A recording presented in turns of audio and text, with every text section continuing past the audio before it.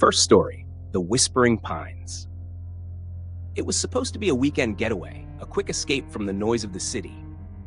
A group of friends and I decided to camp near Pine Ridge, a small, quiet town in the heart of Montana. I'd never been there before, but something about the place felt oddly inviting. The sky was clear, the air crisp, and the trees stood like ancient guardians around the campsite. The first night was uneventful. We laughed around the campfire, told stories, and watched the stars. But around midnight, the wind began to pick up. At first, it was just a gentle rustling through the trees. Then it became more intense, like whispers in the air. I tried to ignore it, thinking it was just the wind playing tricks on me. But then I heard something else, a voice, faint but distinct. Help? It was coming from deep within the forest. I froze, heart pounding. Everyone else was asleep, unaware. The voice was soft, almost pleading, but it sounded wrong. The wind picked up again, and the whispers grew louder, overlapping with the voice. It sounded like someone was walking through the woods, just out of sight. My instincts screamed at me to wake up the others, but I couldn't move. Something kept me rooted to the spot. The next morning, I tried to shake it off. Everyone laughed at my paranoia, chalking it up to my overactive imagination. We spent the day hiking and fishing, but something felt off. The air felt thicker, and the woods seemed unnaturally silent. That night, things took a darker turn. As we sat around the campfire again, I felt a cold chill down my spine. The wind had stopped entirely, not a single rustle in the trees. Then we heard it, the sound of footsteps. But they weren't ours. They came from the dark woods, slow and deliberate. I stood up, heart racing, but no one else seemed to notice. "Do you hear that?" I whispered. Nobody responded. They were all too busy laughing and talking. But the footsteps were unmistakable. They were getting closer. I turned to look at the woods, and for the briefest moment, I saw a figure. Tall, shadowy, and vaguely human. It stood motionless at the edge of the trees, its head tilted as if watching us. My breath caught in my throat. "Guys," I said, my voice trembling. "We need to go. Now." I grabbed my bag and began walking toward the car. But as I turned, I heard the voice again, closer this time, coming from behind me. "Stay." I spun around, but there was nothing there. The figure was gone. The footsteps had stopped. The campfire flickered as if in response to the silence. By the time we packed up and left, I couldn't shake the feeling that something had followed us. The trees seemed to lean closer as we drove away, their branches like outstretched arms. When we reached the edge of Pine Ridge, I thought I saw something in the rearview mirror. A shadow moving just out of sight, something that shouldn't have been there. But when I looked again, it was gone. The whispers still linger in my mind. They never stopped. They never will. And Pine Ridge? It never felt like the escape I thought it was. Second story, Whispers in the Pines. I had always loved the idea of camping. The smell of fresh pine, the crackling fire, and the peacefulness of the wilderness. It was my escape from the madness of daily life. So when my friends suggested a weekend camping trip in Pine Ridge, a small town in rural North Carolina, I couldn't resist. We packed up our gear and headed out to the woods, eager for some time away from everything. We arrived at the campsite just as the sun began to set, casting long shadows across the trees. It was quiet, too quiet. No birds, no rustling of leaves. It felt like the forest was holding its breath. But I shrugged it off, trying to convince myself it was just my imagination.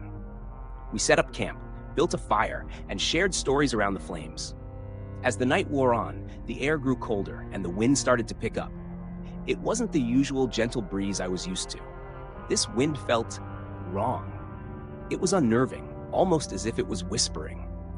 At first, I thought it was just the trees creaking, but as the night deepened, I started hearing voices. Quiet at first, just faint murmurs in the wind. My friends seemed to notice it too, but none of us said anything. We laughed it off, blaming it on the isolation of the place. But as the fire crackled, I could swear I heard my name. I turned to look at the others, but they were all deep in conversation, unaware. My heart started racing, and I tried to brush it off, but the whispers grew louder. I could hear them now, distinct words calling me. "Come closer," they said.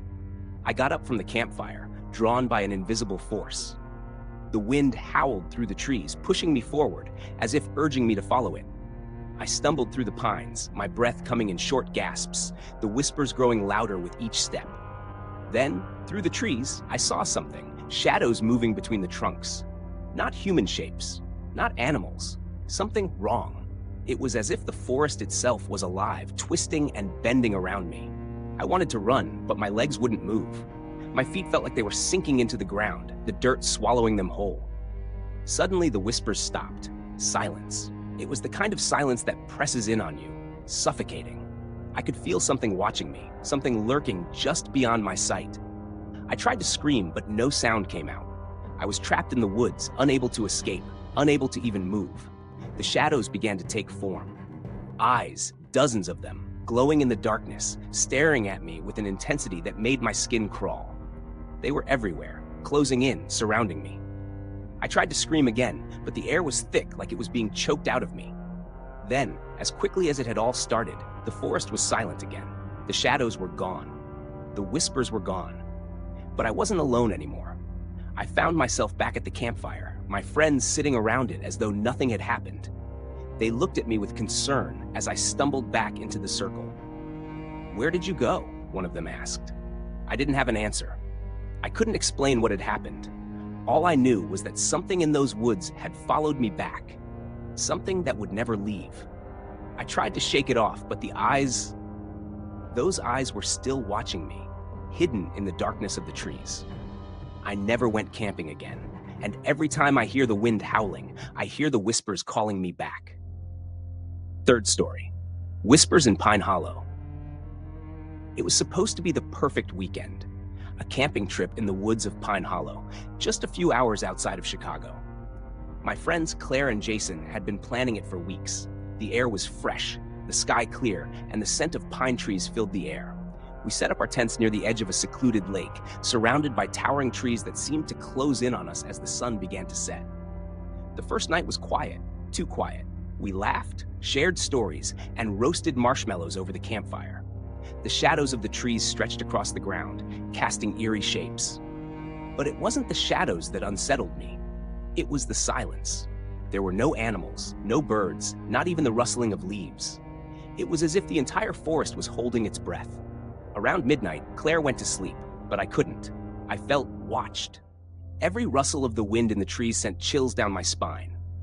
I kept hearing faint whispers, too faint to understand, but unmistakable.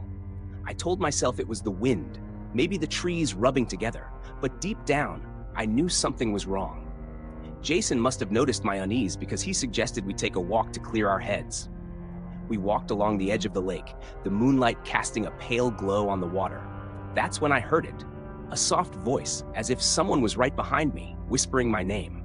"Emily," it called, barely above a whisper. I froze, my heart pounding in my chest. I spun around, expecting to see Jason standing there, but he was several feet behind me, his eyes wide with confusion. "Did you hear that?" I whispered. "Hear what?" he asked, his voice strained. "Come on, let's go back." We hurried back to the camp, but the whispers followed us. It was like they were coming from every direction, but there was no one else around. When we reached the camp, Claire was still asleep, unaware of the terror that had just begun to unfold. The next morning, Claire was gone. Her sleeping bag was empty, her clothes untouched. At first, I thought she had just gone for a walk, but the longer we searched, the more panicked I became. There was no sign of her. No footprints, no clues, just an overwhelming silence that seemed to stretch across the woods like a thick fog. As the day dragged on, we realized something far worse had happened. The woods were not silent anymore. They were alive. Whispers turned into voices. Growls and laughter echoed through the trees. The air became thick with an unnatural presence, like something was watching us, waiting. Jason and I tried to leave, but the path back was gone. We were trapped. The forest was shifting around us, warping, turning in on itself. The whispers grew louder, more insistent. We couldn't escape. The trees seemed to close in, pressing against us with every step. By the time the sun set, Jason was gone too. I was alone now, and the forest was closing in around me. The whispers were everywhere, in my head, in my bones, clawing at my sanity. I could hear Claire's voice, her soft laugh calling to me from deep within the trees.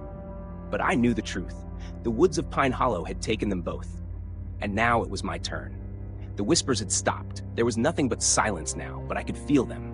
They were waiting. I ran, but the trees twisted around me, trapping me in a never-ending maze. I would never make it out. No one would. I was part of the forest now, and I could hear their whispers too.